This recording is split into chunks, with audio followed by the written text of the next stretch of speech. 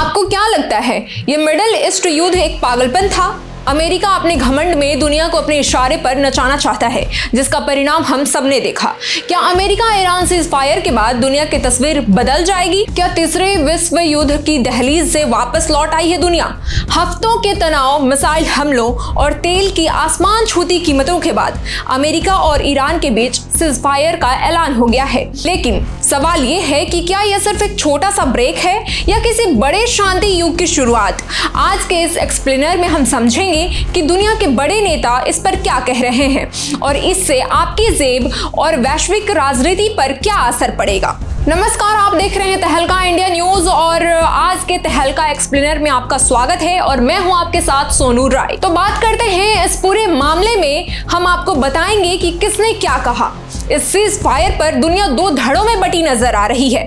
पहला तो Donald Trump ने इसे अपनी बड़ी जीत बताते हुए गोल्डन एरा की शुरुआत कहा है। उनका तर्क है कि उनकी सख्त नीति ने ईरान को मेज पर आने के लिए मजबूर किया। अब देखते हैं ईरान का क्या रुख रहा है। ईरान ने इसे अपनी रणनीतिक जीत बताया है।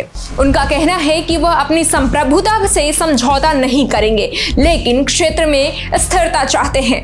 वहीं इस पर अब तक इजराइल की चिंता बढ़ी हुई नजर आ रही है। इजराइल इस सीज़फायर को लेकर थोड़ा सतर्क नजर आ रहा है। प्रधानमंत्री नेतन्याहू का मानना है कि ईरान इस वक्त का इस्तेमाल अपनी ताकत दोबारा जुटाने के लिए कर सकता है।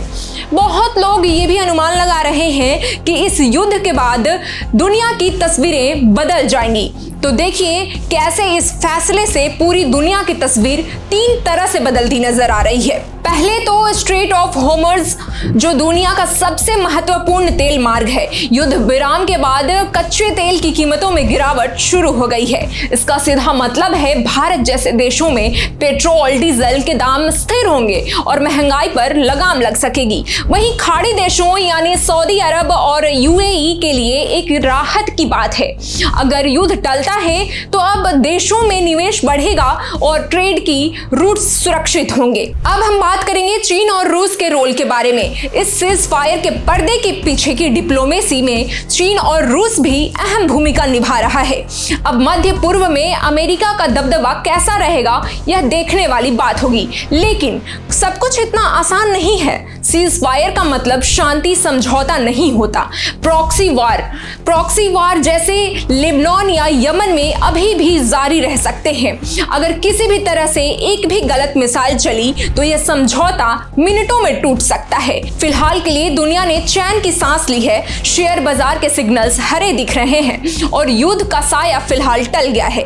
लेकिन असली परीक्षा आने वाली हफ्तों में होगी कि क्या यह युद्ध विराम यानी सीज फायर एक पीस ट्रीटी में बदल पाता है या नहीं। तो आपको क्या लगता है, क्या ट्रंप और ईरान के बीच यह शांति टिक पाएगी या सिर्फ एक सो कॉल्ड सीज फायर बनकर रह जाएगा? आपकी राय कमेंट्स में हमें जरूर बताएं और ऐसी ही खबरों के लिए फॉलो करें तहलका इंडिया न्यूज।